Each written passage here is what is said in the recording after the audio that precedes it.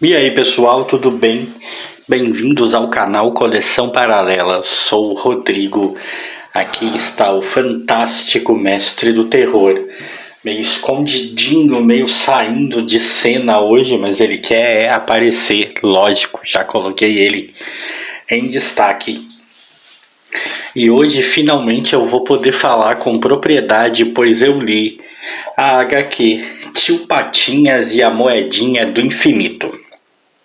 Essa HQ apareceu aqui no canal no primeiro vídeo do quadro Surpresas da Gibisfera, que é aquele quadro que eu faço com meu amigo Jair da Gibiteca do Colecionador, onde eu faço aquisições das cegas, aquisições no escuro, sem saber o que eu estou adquirindo. E no primeiro vídeo esse foi o material que chegou, que eu fiquei extremamente surpreso e extremamente feliz, porque é um material que eu tinha muita vontade de ler. Antes de mais nada, deixe-me comentar que eu estava curioso para ler este material, mas ao mesmo tempo eu estava com um certo, vamos dizer assim, um certo receio, um certo preconceito até, por que não, de ler este material. Isto porque eu vim acompanhando algumas resenhas na internet e as opiniões estavam bastante divididas, mas tinha bastante gente falando que o material tinha uma história muito genérica, que era só um material tentando aproveitar a onda de multiverso da Marvel, né, que é só a Marvel estilo Disney, a Disney estilo Marvel, essas coisas assim. E eu creio, deixa eu afastar o mestre aqui um pouquinho, eu creio, depois de ler, eu posso falar isso, que não está de todo errado essa informação. Realmente é isso. Inclusive um canal que eu gosto muito de acompanhar no que se refere a material da Disney. Para mim, o cara é quase uma autoridade no assunto, é um dos caras que mais entende de Disney e que mais fala de Disney no YouTube, o Calista, né? O canal do Calista lá com o Magarin. Ele falou sobre esse quadrinho e ele também deu uma opinião mais ou menos assim, né? Embasada nessa situação de que seria um material, né, que ele achou um pouquinho genérico, um pouco fraco. Baseado nisso, ao começar a ler esse material, eu tinha mais ou menos essas ideias pré-concebidas e estava com um pouco de medo. Mas quando comecei a ler, eu me dei conta de algumas coisas que são extremamente importantes e que são necessárias a um quadrinho, e que esse quadrinho tem. Um quadrinho para me divertir, e aí eu vou falar pessoalmente de mim, mas eu acho que isso atinge uma grande gama de leitores, de colecionadores. Um quadrinho, eu acho que ele tem que ter determinados ingredientes que vão torná-lo uma leitura agradável, e se ele for uma leitura agradável, ele já cumpriu o seu papel. É esta a impressão final que eu tenho, eu já adianto isso, do Tio Patinhas e a Moedinha do Infinito. Ele veio, tem aquela história, todo mundo lembra, da capa variante, né? Que ele tem capas variantes e tem as capas que são mais raras, não sei o que. Aqui atrás tem a arte de algumas das capas, né? O pessoal, deixa eu mexer aqui, vou mexer bastante na câmera enquanto estou gravando, pessoal, vai tremer e tal, mas eu acho que é uma forma de tentar ilustrar um pouco mais, até porque eu tô gravando num horário meio complicadinho para gravar. Ó, tem aqui a capa do Frank Miller, John Romita Jr., né? A capa dessa edição, que é a capa mais comum, da Gabriele Delotto, né? Steve McNeill e Laura Martin, Elizabeth Torque e Nolan Woodhard, e Pepe Larraz e KJ Dias, né? Essas são as outras capas. Vou subir de novo aqui um pouquinho. Gente, eu vou confessar, vocês podem até achar que isso tem muito de papo de quem não pegou a capa rara, mas não tem, eu tô sendo muito sincero, que embora sejam feitas por grandes artistas, né, principalmente Frank Miller, John Romita Jr., a capa que eu realmente curti mais, a capa que eu acho mais bonita é essa, é a mais comum. Eu acho essa capa fantástica, eu acho que tem tudo a ver com o Tio Patinhas e com a imagem do Tio Patinhas que eu tenho, que eu sempre tive, que boa parte dos leitores tem. Todo mundo sabe, não é um material novo, que o roteiro é do Jason Aaron, né? E a arte dessa edição tem caras como Paolo Motura, Francesco Dípolo, Lúcio de Giuseppe, Alessandro Pastrovic, Vitali Mangiatordi, né? Mangiatordi e Giada Perissotono, ou algo do tipo, né? São os artistas que participam, sendo que o Jason Aaron, né, é sem dúvida o cara mais celebrado aqui. Tem um pequeno texto introdutório no qual ele fala do quanto ele gosta do Tio Patinhas e tal, e começa a história.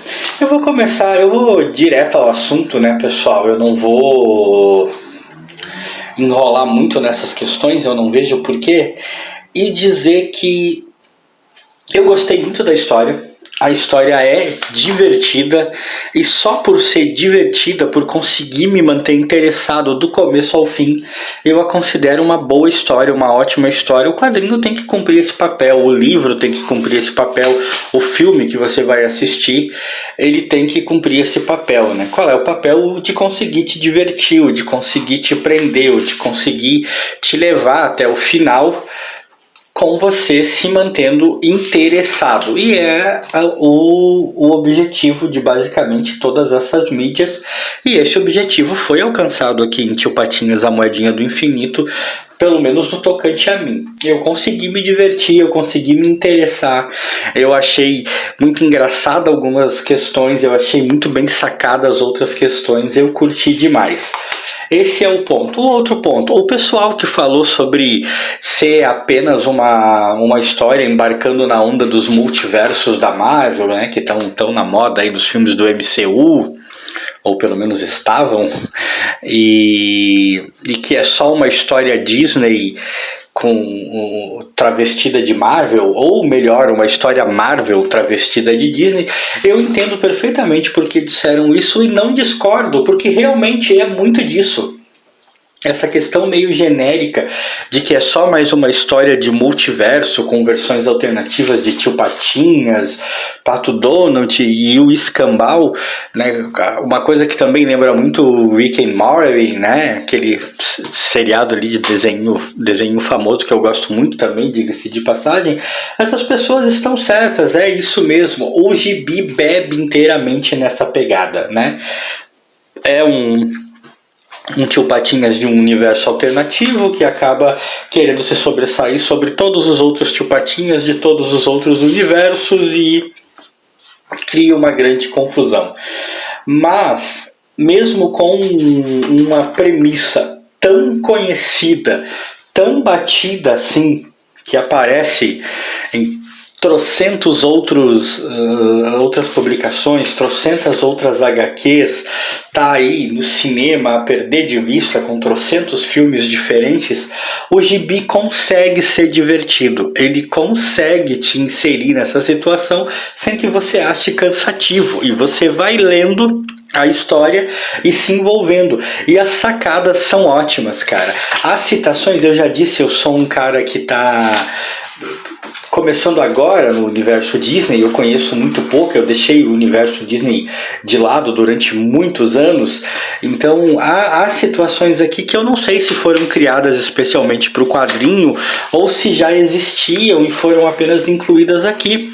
Eu acho até que já existiam, assim, eu tô falando de versões do Tio Patinhas como essas que aparecem aqui nessa página, quando eles já estão agindo no multiverso do Patinhas Maligno, o Patinhas Superior, né? Eu vou levantar aqui, talvez seja melhor. Não é não.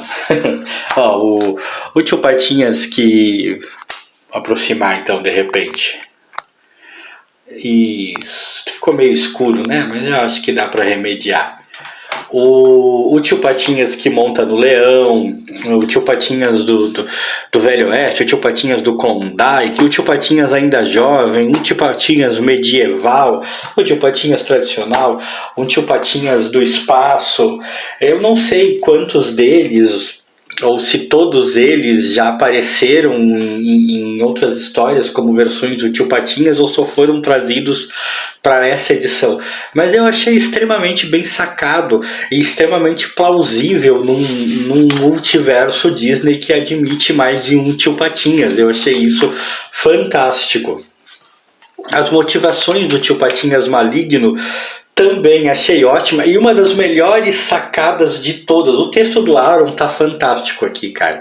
Dentro do que ele podia fazer, dentro dessa premissa que nós sabemos que é batida, ele escreveu uma excelente história.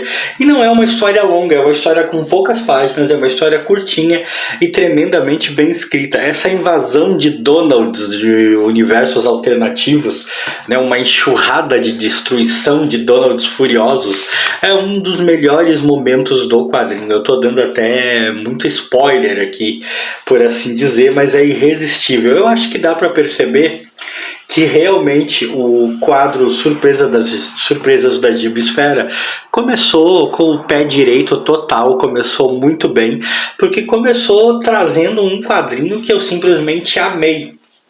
É um quadrinho que prova que às vezes, por mais que a gente respeite a opinião de outras pessoas e que opiniões abalizadas estão aí mesmo, é pra gente observar, a gente precisa ver as coisas com nossos próprios olhos e não pode se vestir, né, com o rótulo alheio e com a opinião alheia. É preciso ter a sua própria opinião. É como eu falei, eu entendi a questão de que realmente existe um certo quê de genérico e de apenas uma história Marvel vestida de Disney. Mas é uma história incrivelmente bem conduzida, na qual os personagens escolhidos para a história, eu acho que nenhum personagem seria mais perfeito que o Tio Patinhas para ser um personagem multiversal da Disney. Ficou simplesmente sensacional. Eu recomendo demais. Se você por acaso não leu, se tem alguém que ainda não leu o Tio Patinhas e a Moedinha do Infinito, cara, se tem alguém que ainda não teve o prazer de ler essa história, cara, não perca tempo. Consiga seu exemplar e vai ler, porque vale muito a pena. E desse vídeo, se você gostou, like aí pra mim e vamos mostrar ele ali. E para o mestre do terror, que para aparecer um pouquinho melhor, só com movimentos de câmera hoje.